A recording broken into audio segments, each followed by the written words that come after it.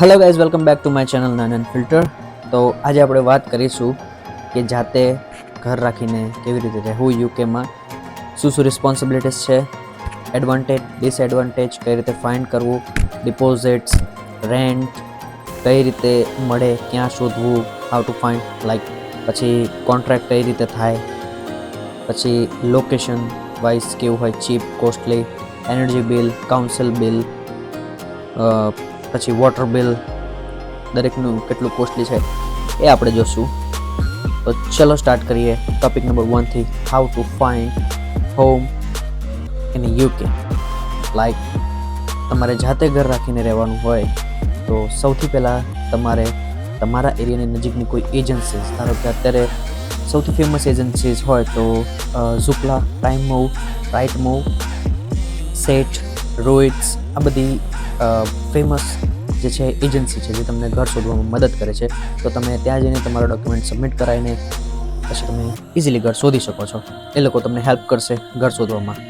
તો ઘર જ્યારે તમે કોઈ ઘર તમને ગમશે 3 BHK 4 BHK, તો location wise topic number 2, location wise એ કોસ્ટલી હોઈ શકે કે ચીપ હોઈ શકે. જેવું લોકેશન તેવું એનો ભાવ.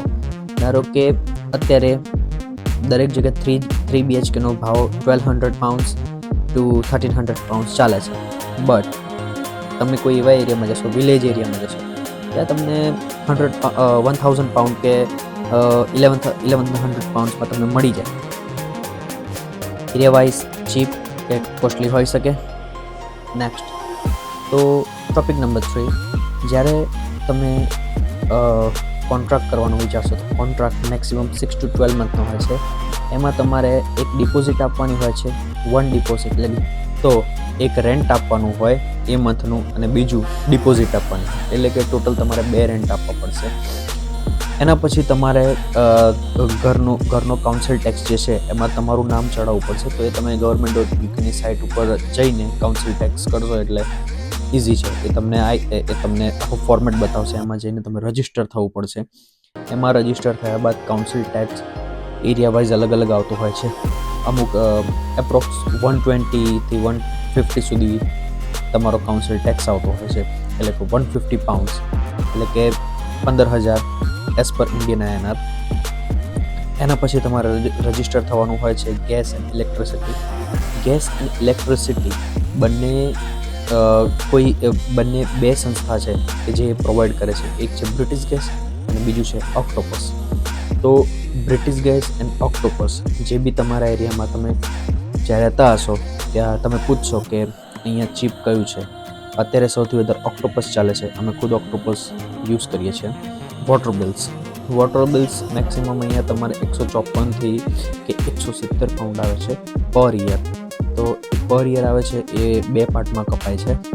તો £154 એટલે કે ઇન્ડિયન INRમાં 16,000 રૂપિયા જેવું થયું. એન્ડ ટેમ્પરેચર માઇનસમાં જાય છે કે પ્લસમાં રહે છે કે 0 ઉપર રહે છે, તો અહીંયા એકચ્યુઅલી બહુ વધારે ઠંડી લાગે છે. તો એ સમયે તમારે હીટર ચાલુ કરવું જ પડશે, તમારે ઘરને ગરમ કરવું જ પડશે.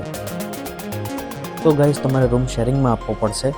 અને શેરિંગમાં તમને 2 કપલ અને એક સિંગલમાં આપશો એટલે તમારું રેન્ટ પણ શેર થઈ જશે. તમારા ઉપર બર્ડન ઓછો આવશે એન્ડ તમે હેપીલી રહી શકશો. શેરિંગમાં જે રીતે બધી સ્ટ્રગલો કરવી પડશે તમારે નહીં કરવી પડે. તો ગાઈઝ, આ હતો આપનો આજનો વિડીયો. જો તમને સારો લાગ્યો હોય તો લાઈક, કમેન્ટ, શેર કરજો. હું આવા નવા વિડીયો બનાવતો રહીશ food, travels and UK life પર. તો મળીએ નવા વિડીયોમાં. Bye bye.